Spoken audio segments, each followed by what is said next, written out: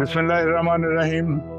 मैं Tarak Javed Punjab poultry association के YouTube channel से, और आज जो शख्सियत मेरे साथ तशरीफ फरमा है फवाद अहमद चौधरी। फवाद अहमद चौधरी साहब का तारफ़ हम कोशिश करेंगे कि फवाद अहमद चौधरी साहब ही करवाएं ताकि वो तफसील से अपने बारे में बताएं।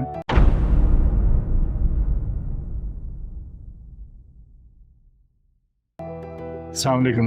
वालेकुम सलाम। फवाद साहब, अपने बारे में लोगों को बताइएगा कि आपने कहाँ पैदा हुए, कहाँ तालीम हासिल की और कहाँ कहाँ फिर खिदमत अंजाम दी। सर साहब बहुत शुक्रिया, थैंक यू वेरी मच कि आपने हमें होस्ट कर रहे हैं और इनवाइट किया। सर बेसिकली मेरा ताल्लुक है जी लाला मूसा डिस्ट्रिक्ट गुजरात डिवीजन बन चुका है। उसके साथ हमारा गांव है जी बुद्धो पैलेस और गुजर बरादरी है हमारी। और मैंने सर कार्य कैंप में पढ़ा FSC तक। उसके बाद इलेक्ट्रिकल इंजीनियरिंग की नर्स या पाइनियर बैच है, मेरा फर्स्ट बैच था। इलेक्ट्रिकल टेलीकॉम की कुछ टेलीकॉम सेक्टर में काम भी किया। उसके बाद CSS का इम्तिहान दिया और 2004 में मैं 31st गवर्नमेंट में आया हूँ। मेरी पेरेंट्स सर्विस जो है Pakistan audit and account service है और मुख्तलिफ जगह पे पोस्टिंग रही। एक वर्ल्ड बैंक का स्कॉलरशिप भी किया, उसमें मैंने मास्टर्स किया इंटरनेशनल बिजनेस एंड फाइनेंस में बाथ यूनिवर्सिटी UK से। और उसके बाद मैंने वर्ल्ड बैंक एक प्रोजेक्ट में 2 साल काम किया सर। फिर मैं पंजाब गवर्नमेंट आ गया 2010 में। तो मैंने डिप्टी सेक्रेटरी फाइनेंस LDA में काम किया सर एज डायरेक्टर। फिर additional director crime circle FIA में किया इस्लामाबाद में, अभी 20 में प्रो। और फिर उसके बाद जो बीच में पीरियड था उसमें ऑडिटर जनरल ऑफ पाकिस्तान जो हमारे चीफ वास है उनका मैं स्टाफ अफसर रहा हूँ डायरेक्टर बजट के तौर पे। फिर 3 और मैंने डिपार्टमेंट्स में डायरेक्टर कस्टम्स रहा हूँ, डायरेक्टर डिजास्टर मैनेजमेंट रहा हूँ। कि 20 में प्रमोशन हुआ सर मेरा 2021 सितंबर में। उसके बाद मुझे पोस्ट किया गवर्नमेंट ने डायरेक्टर जनरल पाकिस्तान रेवेन्यू। ये सर ऐसा है कि इसका काम ये है कि हम पेमेंट अथॉरिटी, मेरा ऑफिस जो पेमेंट अथॉरिटी तो फेडरल गवर्नमेंट के फंड्स का, जितने भी फेडरल गवर्नमेंट के डिपार्टमेंट्स हैं पंजाब में, जैसा AG पंजाब है तो पंजाब गवर्नमेंट्स के फंड्स की पेमेंट्स करते हैं। AGPR हमारे इस्लामाबाद बेस्ड है जो कि accountant general Pakistan revenue federal government की तमाम पेमेंट्स और अथॉरिटीज और फाइनेंसिस डील करते हैं जो गवर्नमेंट बजट होता है इंक्लूडिंग आर्म फोर्सेज और सारा। तो उसके 4 सूबों में 4 DGs हैं जो फेडरल का कंपोनेंट जो पंजाब में है, सिंध में, KP में, बलोचिस्तान में, उनको कैटर करते हैं। 2 साल मैं उस पोस्टिंग पर रहा सर। और अभी मेरी 4 महीने पहले सर फेडरल गवर्नमेंट ने पोस्टिंग की है इस्लामाबाद। ये इट्स लाइक जॉइंट सेक्रेटरी और इसको कहते हैं chief finance and accounts officer, ministry of finance और revenue. Basically ministry of finance में 2 डिवीजन्स हैं, फाइनेंस एंड रेवेन्यू डिवीजन, तो दोनों को कैटर मैं करता हूँ। इधर मेरी 2 मेरी मेन जॉब्स हैं। एक तो ये है कि जितना फेडरल गवर्नमेंट ने बजट प्रोविंसेस को जहाँ जहाँ भी देना है अप्रूव करना है, वो बाय लॉ CFAO का जो विंग है उसको इसको FNA विंग कहते हैं, फाइनेंस एंड अकाउंट्स विंग, उसको मैं हैंड करता हूँ। तो हमारी एक पूरी टेक्निकल टीम है जो कि उसको वेट करती है फाइनेंशियल रूल्स के मुताबिक, तब जाके गवर्नमेंट और इसको पैसा को अप्रूवल थ्रू लीगल मीन्स होता है और प्रिंसिपल अकाउंटिंग ऑफिसर उसको अप्रूव करते हैं। और दूसरा मेरा काम ये है कि मैं जो पब्लिक अकाउंट्स कमेटी है, फाइनेंस और रेवेन्यू डिवीजन के जो ऑडिट पैनल्स होते हैं पब्लिक अकाउंट्स कमेटी में, उनको भी मैं डील करता हूँ और सेक्रेटरी साहब को असिस्ट करता हूँ उस प्रोसेस में। फवाद भाई, इतनी लंबी फहरिस्त, इसमें से कौन सी जॉब या कौन सा ऑफिस आपको सबसे ज्यादा अच्छा लगा, काम करने का मजा आया, लोगों की खिदमत कहाँ पे करने का मौका मिला, जहाँ आपका बेहतरीन तजुर्बा रहा हो? सर देखें, जब हम पब्लिक सर्विस में आते हैं तो हम कोई ना कोई उसके पीछे मोटिव होता है। मेरा मोटिव ये था, हमारा फैमिली बैकग्राउंड इस तरह का है कि हमने एक तो रिस्पेक्टेबल ये नौकरी है, अल्लाह ताला बड़ा कंपटीशन होता है और अल्लाह ताला आपको चांस देता है तो यूर लकी। पर्पस ये था कि जी एक तो अपने मुल्क में रिस्पेक्ट से रहे, अपने ही मुल्क में रहे, और दूसरा ये कि जहाँ बैठ जाए उधर, इधर कितना इस्तेसाल होता है आप सबको पता है, जो हमारा सिस्टम है हर चीज़ डिक्लाइन की तरफ है। तो लोगों को, स्पेशली उन लोगों को जिनकी एक्सेस ऑफिसर तक नहीं होती, मेरा ये बड़ा स्ट्रांग बिलीव है कि सर जो बंदा स्ट्रांग है फाइनेंशियली या इन्फ्लुएंस वाइज, उसका काम इस मुल्क में हो जाता है। अनफॉर्चुनेटली होता नहीं है तो उसका नहीं होता जो जिसकी सुनने वाला कोई नहीं। मेरा सेक्टर वो है सर। मैं LDA को इसलिए बेहतर समझता हूँ कि मैं चीफ ऑफ स्टाफ था DG LDA के साथ, डायरेक्टर भी रहा हूँ, इस लाइक डायरेक्टर। उधर सर ये था कि 100 से 150 बंदा डेली आता था डीजी से मिलने। उनको मैं कैटर करता था, उनकी बात सुनना, उनका काम करवाना, उनको आगे थ्रू करना, क्योंकि ये वो बंदे होते थे जिनके नीचे किसी ने नहीं सुनी।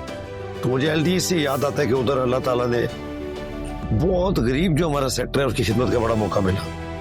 तो इस तरह है सर। लेकिन इधर ऑडिट एंड अकाउंट्स में भी हमने देखा कि आपने बहुत ज़्यादा काम किया। जो लोग पेंशन के लिए आते थे उनको फौरी तौर पर रिलीफ दिया, महफिल मिलाद भी करवाते रहे, और आम जो आपके ऑफिस के मुलाजिम थे उनको भी रिलीफ देते रहे, और वहाँ भी बड़ा अच्छा काम आपने किया। सर वही बिल्कुल सही फरमा रहे हैं सर। ये अल्लाह की मेहरबानी है कि जो माइंडसेट लेके चले थे अल्लाह उस पर अमल करने की तौफीक दे रहा है। इधर सब में जब आया तो अब सबको पता है कि हमारे जो ऑफिस हैं गवर्नमेंट का मोरलेस हर जगह पे सर्विस डिलीवरी के इश्यूज हैं, उसकी रीजन है बड़ी।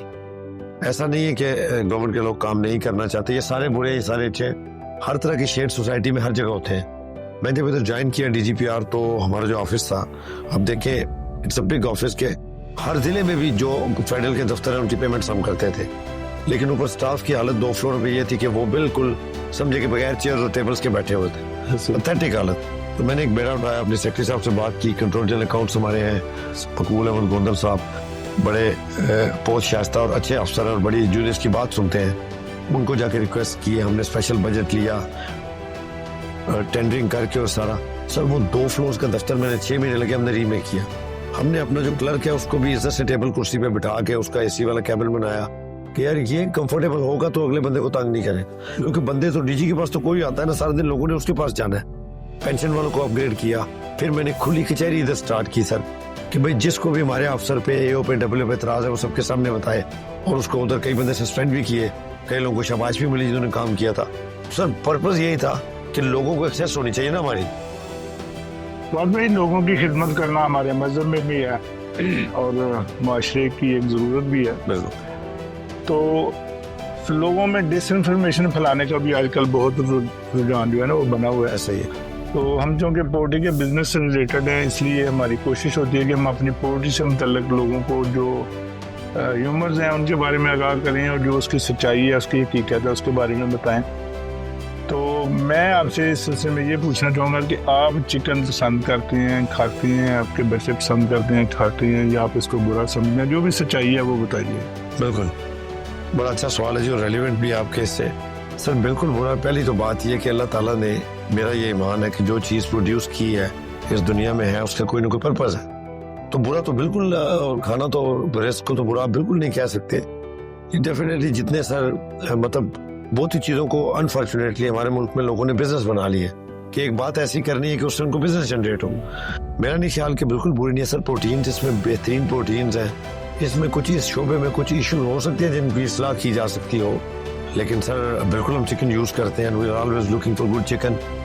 और बल्कि ये तो आप ज़्यादा बेहतर बताएंगे कि अच्छे चिकन की क्या खासियत जी, हम तो बताते हैं लोगों को और हम खाते भी हैं अपने बच्चों को। कुछ इससे बड़ी मिसाल और कोई नहीं होती कि अगर एक बंदा चिकन का बिजनेस कर रहा है और वो अपने बच्चों को भी खिला रहा है, अपने घरों को भी खिला रहा है, इससे और बड़ी गारंटी वो क्या दे सकता है। लेकिन हमारे माशरे में है ना कि जरा सा चिकन महंगा होता है तो लोग कहना शुरू हो जाते हैं इससे कैंसर हो जाएगा, इससे बलूगत हो जाएगी, मतलब बेबुनियाद बातें फैलाते हैं, उसको सस्ता करने की कोशिश करते हैं, लेकिन वो ये नहीं समझते कि अपने इंडस्ट्री का नुकसान कर रहे हैं। तो आप जैसे लोगों के मुंह से निकली हुई बात एक असर रखती है। लोग सोचते हैं कि ये तो पोल्ट्री का बंदा नहीं है, ये तो इस बिजनेस में नहीं है, तो अगर ये चिकन खा रहा है, चिकन को अच्छा समझ रहा है, तो पढ़ा लिखा बंदा है, रिसर्च में भी देखता है, तो आपकी बात की एक वैल्यू है। इसलिए मैंने पूछा कि आपकी बात लोगों तक पहुंचाए। बिल्कुल सही फरमाया सर। और देखिए हर चीज़ की अपने बेनिफिट्स है ना, अल्लाह ताला ने हर चीज़ में एक डिफरेंट किस्म के न्यूट्रिएंट्स और बेनिफिट रखे हैं। तो डेफिनेटली जो प्रोटीन है sir, protein is all full of protein.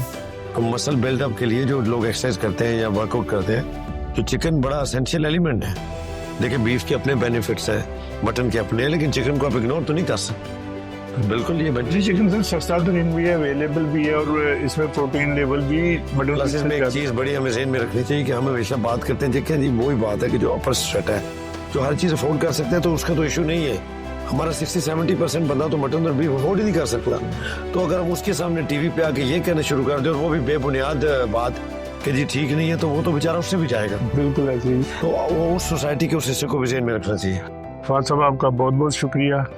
ये एक नॉन प्रोफेशनल हमारा चैनल है और इसमें हमने कोशिश यही की है कि हम लोगों से जो हमारे मिलने जुलने वाले हैं उनकी ज़बान से हम लोगों को ये बताएं कि चिकन एक अच्छी ग़िज़ा है, सस्ती ग़िज़ा है, बिल्कुल सही, प्रोटीन और दूसरे अमीनो एसिड दूसरी चीज़ों से भरपूर है, एनर्जी बेहतरीन है इसमें। तो ज़्यादा से ज़्यादा लोग चिकन खाएं और अपने बच्चों को सेहतमंद बनाएं, अपने बूढ़ों को सेहतमंद रखें, और जो ये बेबुनियाद अफवाहें हैं उन पे कोई अमल ना करें। आपका बहुत शुक्रिया। इंशाल्लाह आपका बहुत बहुत शुक्रिया इन्वाइट करने के